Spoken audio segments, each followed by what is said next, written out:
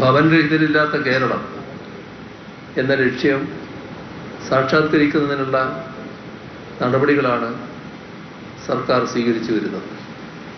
Life mission പദ്ധതിയിലൂടെ 2025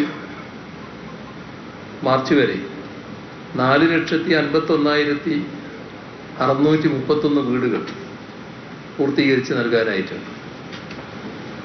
പ്രകടന പത്രികയിൽ വാഗ്ദാനം ചെയ്ത രീതിയിൽ ബാക്കിയുള്ള വീടുകളും പൂർത്തീകരണത്തിനടുത്തുകൊണ്ടിരിക്കുകയാണ്.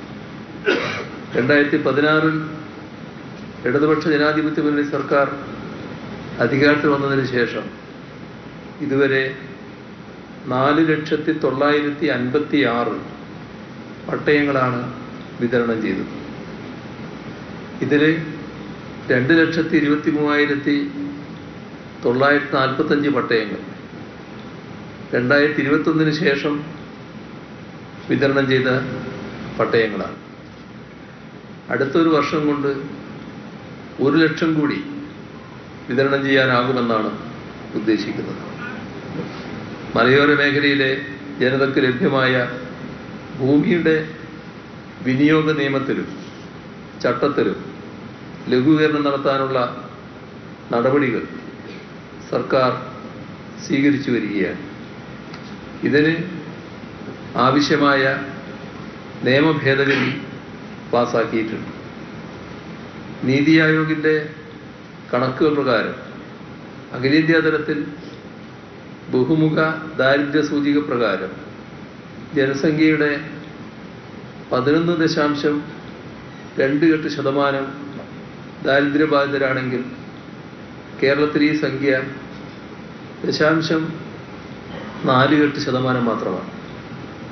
സർക്കാർ സാമൂഹ്യ മേഖലകളിൽ ജനപങ്കാളിത്തത്തോടെ നടത്തുന്ന ശക്തമായ ഇടപെടലുകളുടെ ഫലമായാണ് നമ്മുടെ രാജ്യത്ത് ഏറ്റവും കുറഞ്ഞ ബഹുമുഖ ദാരിദ്ര്യ സൂചികയുള്ള സംസ്ഥാനമായി തീരാൻ കേരളത്തിന് കഴിഞ്ഞത്.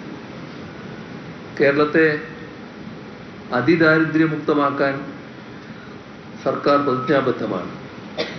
വിപുലമായ സർവേയുടെ അടിസ്ഥാനത്തിൽ 64,006 കുടുംബങ്ങൾ അതിദരിദ്രരാണെന്ന് കണ്ടെത്തുകയും അവരെ അതിൽ നിന്ന് മോചിപ്പിക്കാനുള്ള ശ്രമം നടത്തിയതിൻ്റെ ഭാഗമായി 59,707 കുടുംബങ്ങളെ 79.22% അതിദാരിദ്ര്യമുക്തരാക്കുകയും ചെയ്തിട്ടുണ്ട്.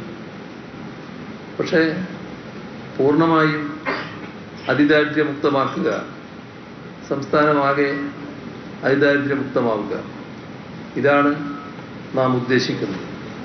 അത് വരുന്ന നവംബർ 1 യാഥാർത്ഥ്യമാക്കാൻ കഴിയുന്നതാണ്.